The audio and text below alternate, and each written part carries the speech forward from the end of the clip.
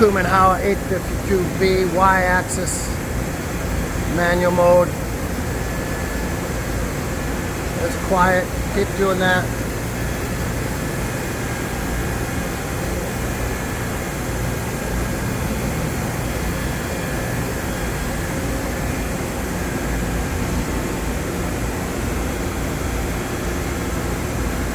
Y-axis, manual mode, nice and quiet on the screws.